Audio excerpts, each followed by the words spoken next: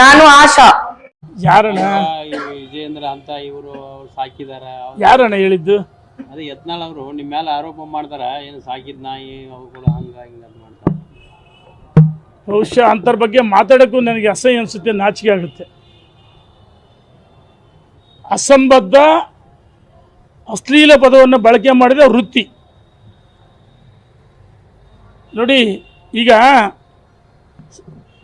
ಈ ಶ್ವಾನ ಹುಚ್ಚು ನಾಯಿ ಅಂತಾರೆ, ಆನೆ ಬೀದಿಗಳೈತೆ, ಆನೆ ಬೀದಿಗಳದಾಗ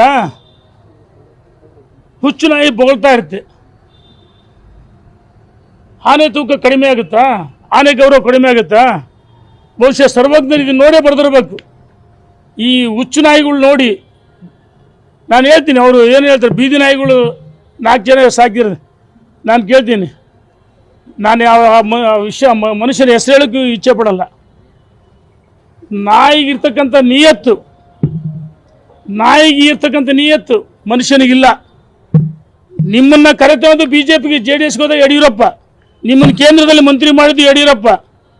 ಹಾಗಾಗಿ ಅಧಿವೇಶನ, ಬೆಳಗಾಂ ಅಧಿವೇಶನದ ಏನು ಉತ್ತರ ಕರ್ನಾಟಕದ ಸಮಸ್ಯೆಗಳ ಬಗ್ಗೆ ಬೆಳಕು ಚೆಲ್ತಕ್ಕಂಥ ಕೆಲಸಗಳು ಆಗಬೇಕಾಯ್ತು, ಅದನ್ನು ಮಾಡಲಿಲ್ಲ.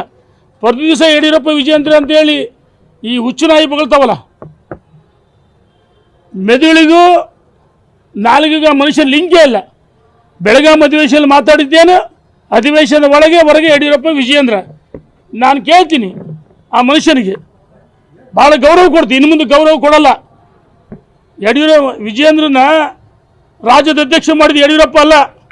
ऐसे ही खबर देखने के लिए UTV न्यूज एक्सप्रेस को लाइक करें, शेयर करें, कमेंट करें और सब्सक्राइब करना ना भूलिए। आपके विचार हमारे लिए बहुत मायने रखते हैं।